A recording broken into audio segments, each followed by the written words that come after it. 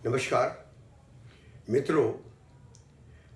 आज तारीख है 14 महीना छठा और यानी कि वर्ष 14/6/20। मैं अपनी राजभाषा यात्रा का 5वां संस्करण कहिए या वृत्तांत कहिए अंतिम रूप से प्रस्तुत कर रहा हूं आपके सामने। लेकिन ये मत समझिए कि ये यात्रा यहीं पर समाप्त हो रही है। विवरण के हिसाब से यहाँ पर कुछ स्थितियाँ ऐसी हैं, आगे भी ये निरंतर रहेगी, ये मैं आशा व्यक्त करता हूँ और इसी को आधार बना करके आपसे चर्चा कर रहा हूँ। जैसा कि मैंने पिछली बार कहा था कि 31 जुलाई 2002 को मैं बैंक से सेवानिवृत्त हुआ, मगर कार्य से निवृत्त नहीं हुआ। रिटायर हुआ पर टायर नहीं हुआ। मैं भाग्यशाली व्यक्ति हूँ जिसको केंद्र सरकार के तमाम कार्यालय, उपक्रम, निगम और शिक्षण संस्थाएं, सामाजिक संस्थाएं हिंदी के कारण, राजभाषा हिंदी के कारण मुझे बुलाती रही। मेरे व्याख्यानों का विषय सिर्फ राजभाषा तक सीमित नहीं रहा। बाद में ये परिवर्तित हो गया, जिसमें आया कार्यालय प्रबंधन, साथ में जो मानसिक तनाव होता है उससे मुक्ति, ग्राहक सेवा और बेहतर जीवन कैसे जिए, इन विषयों को भी लोगों ने मुझे बोलने पर आमंत्रित किया। तो चलिए इसी के बारे में एक बहुत संक्षिप्त में बात करना चाहते हैं। जिन जिन कार्यालयों में मुझे जाने का अवसर मिला, बुलाते रहे और आज भी बुला रहे हैं, उन सब के प्रति मैं पहले कृतज्ञता ज्ञापित करता हूँ। संक्षिप्त में उनके नाम मैं बता रहा हूँ, संभव है कि शायद कुछ छूट भी जाए। आकाशवाणी दूरदर्शन केंद्र इंदौर, आयकर, भारतीय कपास निगम, भारतीय खाद्य निगम, सोयाबीन अनुसंधान केंद्र इंदौर, राजा रमन्ना प्रौद्योगिकी केंद्र यानी जिसे कैट कहते हैं इंदौर, भारतीय प्रबंध संस्थान, steel authority of India, Bharat petroleum, Bharatiya Jeevan बीमा निगम, इंश्योरेंस कंपनियों में नेशनल, यूनाइटेड, ओरिएंटल और new India insurance company, Devi Ahilya विमानपत्तन, केंद्रीय उत्पाद शुल्क, इसका दूसरा अब विभाग और बन चुका है जीएसटी, नेशनल टेक्सटाइल कॉरपोरेशन जो अब नहीं रहा, केंद्रीय सीमा सुरक्षा बल, bank note press Dewas, Bharat संचार निगम इंदौर देवास, डाक विभाग, लघु उद्योग सेवा संस्थान जो अब लघु एवं सूक्ष्म उद्योग विभाग कहा जाता है, इसके बाद एनएमडीसी ओंकारेश्वर, प्रेस सूचना कार्यालय पीआईबी, कपड़ा उद्योग।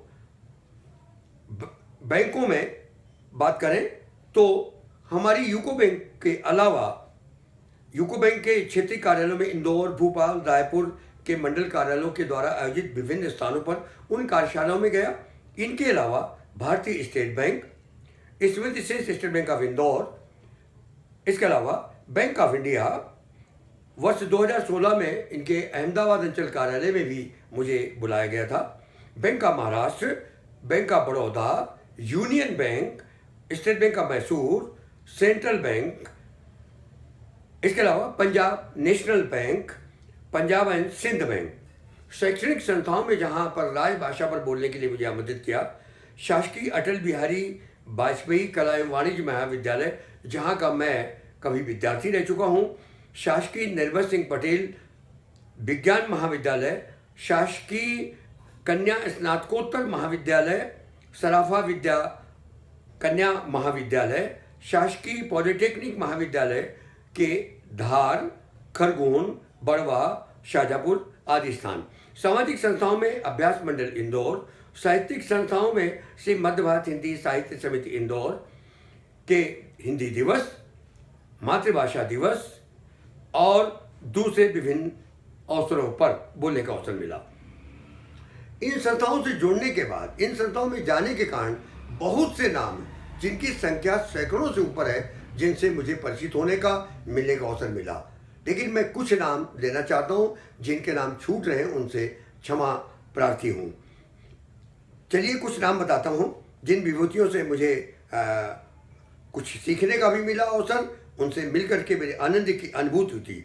डॉक्टर देवेश कुमार त्यागी जो वर्तमान में भोपाल में हैं, श्री मधुकर पवार, त्र्यंबक चांदोरकर, डॉक्टर अनंत सिंह माली मुंबई में है वर्तमान में, डॉक्टर क्षिति शुक्ल भी मुंबई में, डॉक्टर रवीन पहलवान, जया ठाकुर, डॉक्टर विनोद नागर, इसके बाद में Shri doctor Mukesh Dubey, Harendra Kotiya, doctor NP Dubey, Raj Kesarwani, doctor Alok Rastogi जो वर्तमान में दिल्ली में अब सेवानिवृत्त हो चुके हैं, श्री संतोष मोती बैंक ऑफ बड़ौदा से, अरुण निगम भारतीय जीवन बीमा निगम से, हरीश शर्मा वर्तमान में जो इंदौर के इटालिक के सचिव हैं, देवेंद्र सिसोदिया LIC से, इसके बाद में विमानपत्तनम से वर्तमान में डॉक्टर आर्यमा सान्याल और नजमा जी, डॉक्टर शर्मा सोयाबीन अनुसंधान केंद्र से, श्री जयंत श्रीवास्तव दूरदर्शन, प्रज्ञा द्विवेदी आयकर, डॉक्टर प्रभु चौधरी राष्ट्रीय शिक्षक संचेतना उज्जैन,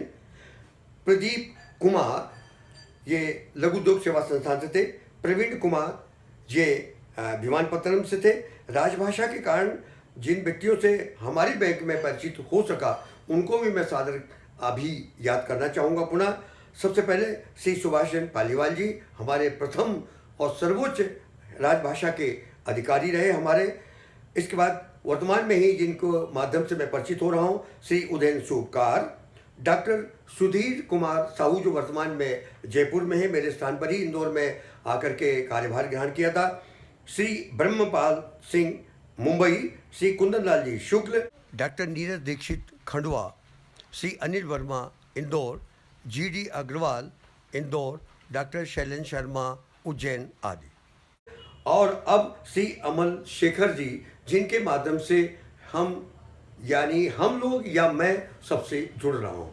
मित्रों, अंत में सिर्फ इतना कहना चाहता हूँ कि हिंदी के कारण, राजभाषा के कारण सेवानिवृत्ति के 18 वर्षों बाद भी आज यदि मैं केंद्रीय कार्यालयों, उपक्रमों, निगमों में मुझे जाने का अवसर मिल रहा है तो उसके लिए मैं हिंदी का ही कृतज्ञ हूँ, उनको ही प्रणाम करता हूँ और आशा है कि ये राजभाषा की यात्रा मेरी जब तक मैं जीवित हूँ निरंतर चलती रहेगी। बहुत बहुत धन्यवाद आप सभी को प्रणाम करते हुए।